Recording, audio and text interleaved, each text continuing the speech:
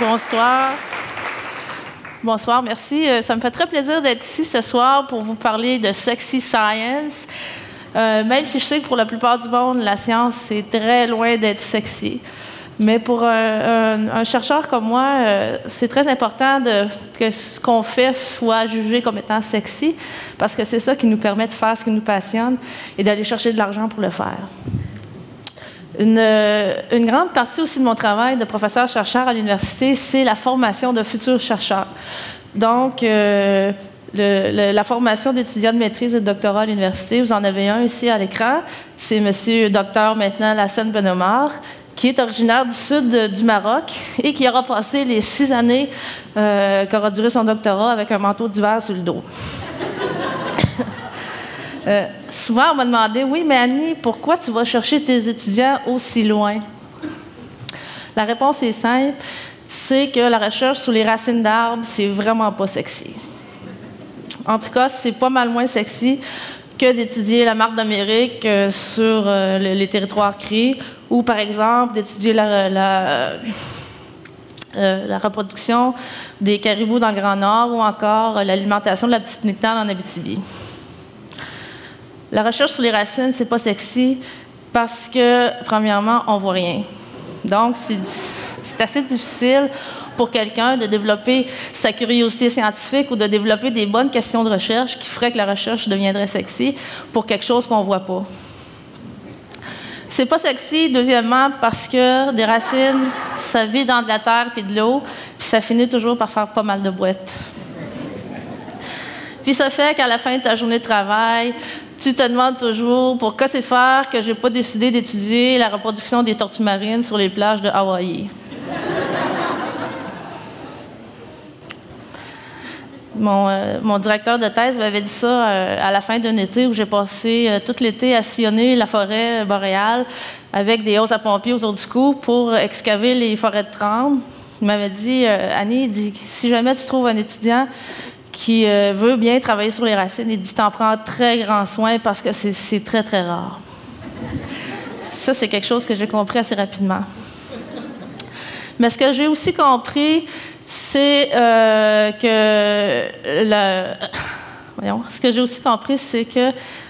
oui, la recherche sur les racines, ça peut être sexy. Et c'est ce que je vais essayer de vous démontrer ce soir avec ma présentation, que oui, ça vaut la peine de creuser. Et oui, il faut creuser pour comprendre la forêt et les arbres, mais surtout pour comprendre comment les arbres ont évolué les uns avec les autres. Donc, cette histoire-là a commencé dans l'Ouest canadien, où après ce qu'on a appelé le grand déclin des forêts de trembles, qu'on a observé dans toute l'Amérique du Nord, on a observé que les peuplements de trembles mouraient un peu partout, comme ça, de façon inexpliquée. Puis on s'est demandé, c'est un phénomène qui était assez inquiétant parce que, je ne sais pas si vous le savez, mais le peuplier faux tremble, c'est une espèce d'arbre, c'est l'espèce qui est la plus distribuée en Amérique du Nord. Donc, on la retrouve complètement à l'est du continent. Ça va jusqu'au nord, de l'Alaska en haut, puis ça descend au sud jusqu'au Mexique.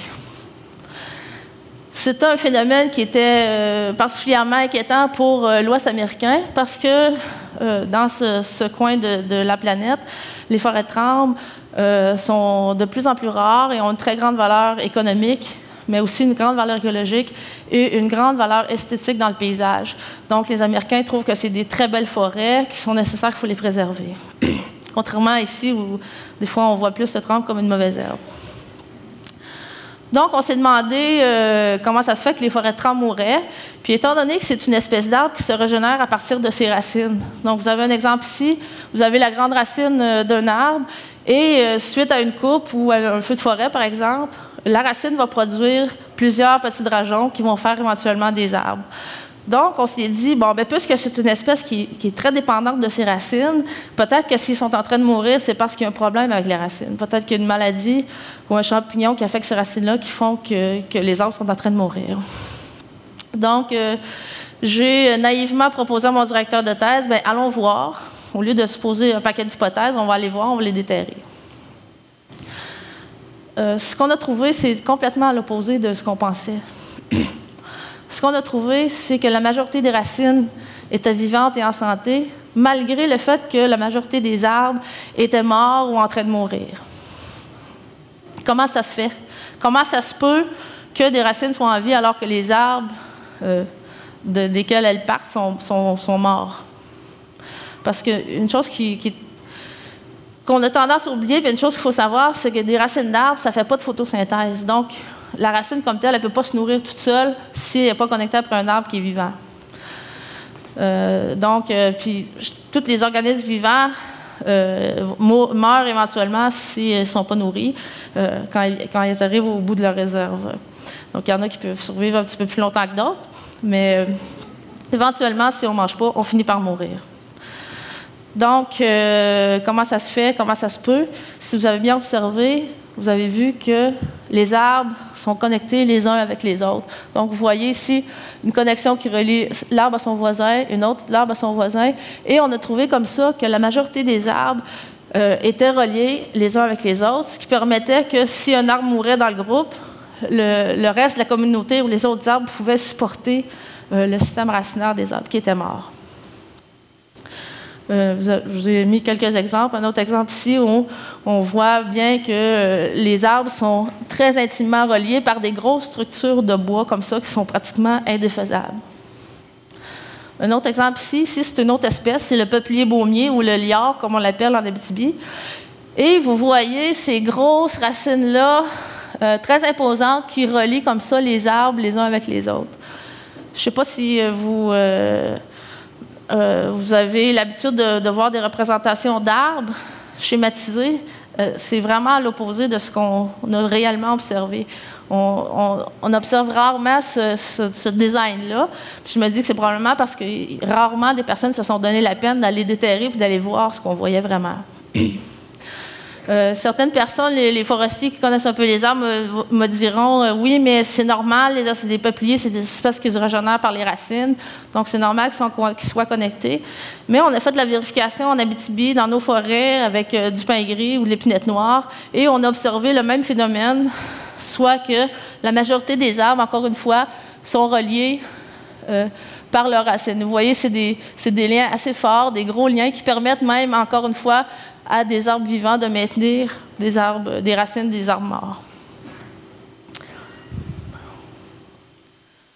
morts. Au laboratoire et même sur le terrain, on a réussi à démontrer mais à quoi ça sert ces liens racinaires-là entre deux arbres. Donc, ce qu'on a fait ici, on a fait une expérience où on a planté dans des pots séparés deux arbres, mais qui étaient quand même reliés par une racine.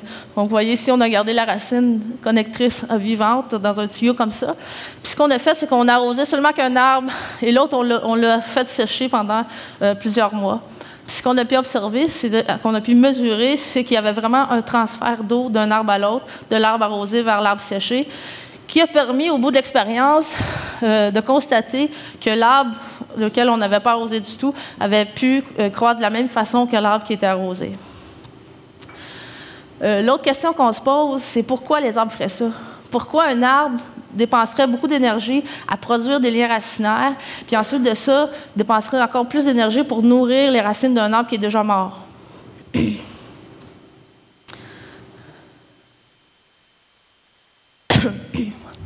Donc, on a essayé on s'est questionné sur cette question de recherche-là pour essayer de comprendre pourquoi un arbre le ferait.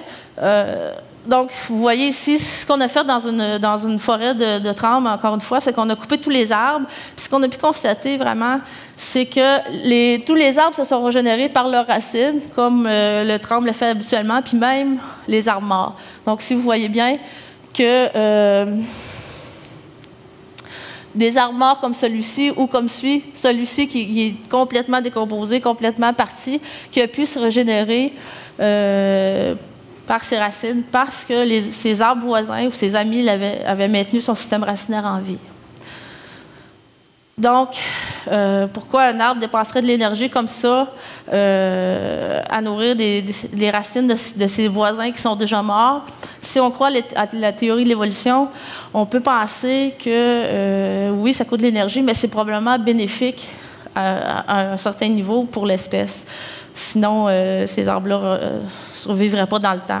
Et c'est effectivement ce qu'on a constaté, c'est que cette stratégie-là de maintenir les racines des arbres morts voisins, ça a permis à l'espèce, en fait, de garder le territoire pour la même espèce, plutôt que de faire des trous dans le paysage pour que d'autres espèces viennent envahir le territoire.